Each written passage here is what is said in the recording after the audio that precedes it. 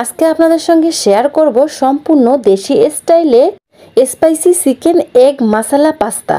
একদম ঘরোয়া উপকরণে চিকেন, ডিম, সবজির সংমিশ্রণে এই মশলা পাস্তাটা তৈরি করা হয়। এটা খেতে অসম্ভব মজাদার। চলুন কথা না বাড়িয়ে রেসিপিতে চলে যাই। এখানে আমি 1.5 কাপ চিকেন নিয়ে নিয়েছি। পর্যায়ে অ্যাড করে দিব হাফ চামচ আদা বাটা, হাফ চামচ রসুন বাটা, হাফ চামচ গরম মশলা বাটা, হাফ চামচ জিরে বাটা, আর দিয়ে দিলাম 1 চামচের মতো মরিচের গুঁড়ো। ঝালটা আপনারা কমিয়ে বাড়িয়ে নিতে পারেন। যেহেতু আমি একটু স্পাইসি খাবো তাই একটু মরিচের গুঁড়োটা বেশি দিলাম, আর দিয়ে দিলাম পরিমাণ মতো লবণ। এখন চিকেনটার সঙ্গে সবগুলো উপকরণ আমি ভালোভাবে মিক্সড করে নিব। আপনারা দেখতেই পারছেন আমার মিক্সড করা হয়ে গিয়েছে অলরেডি। এখন আমি এটা এক সাইডে রেখে দেব। এর ফাঁকে আমি পাস্তাটা সিদ্ধ করে নিব। এই জন্য চুলার মধ্যে আমি প্যান বসিয়ে পানি গরম করে নিয়েছি।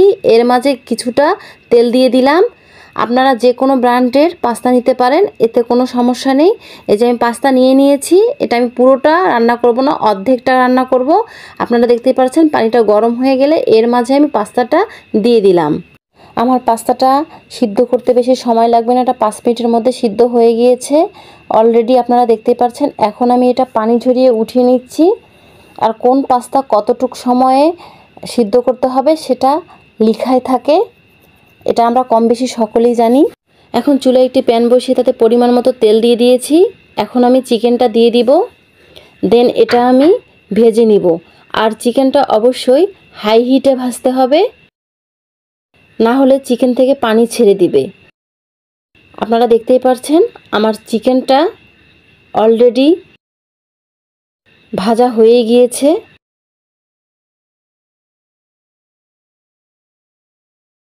এ পর্যায়ে আমি অ্যাড করে দিব 1 কাপ বরবটি,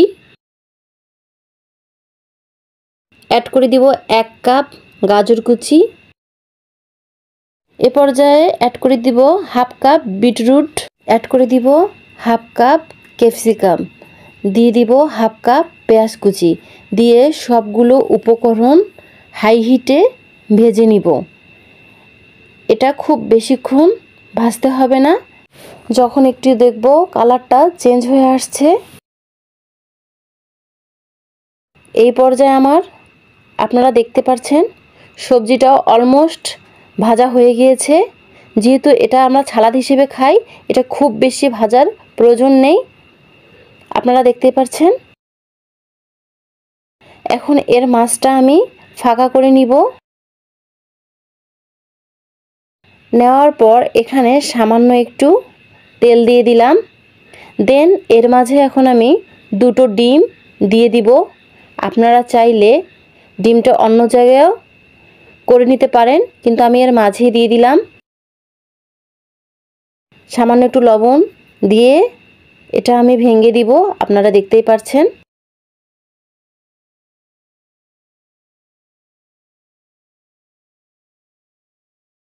এখন আমি সবগুলো ভালোভাবে ডিমের সঙ্গে মিক্সড করে নিলাম, আপনারা দেখতেই পাচ্ছেন।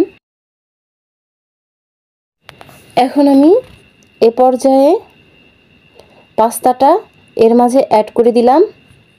দেন এটা আমি খুব ভালোভাবে সব কিছু মিক্সড করে নিব। আর যেহেতু সবগুলো আগে থেকেই সিদ্ধ করা, এটা খুব বেশিক্ষণ আর আমার রান্না করতে হবে না। অলমোস্ট আমার পাস্তাটা হয়ে গিয়েছে। এটা এখন নামিয়ে গরম গরম পরিবেশন করে নিব। এই তো এরই মাঝে রেডি হয়ে গেল আমার দেশি স্টাইলে চিকেন এগ মশলা পাস্তা। একদম হুবহুব রেসিপিটা আপনারা ফলো করতে পারেন, ইনশাল্লাহ কেউ নিরাশ হবেন না, এতটুকুই আমি বলতে পারি। তো গাইস, আমার রেসিপিটা ভালো লাগলে অবশ্যই লাইক, কমেন্ট, শেয়ার করে পাশে থাকবেন।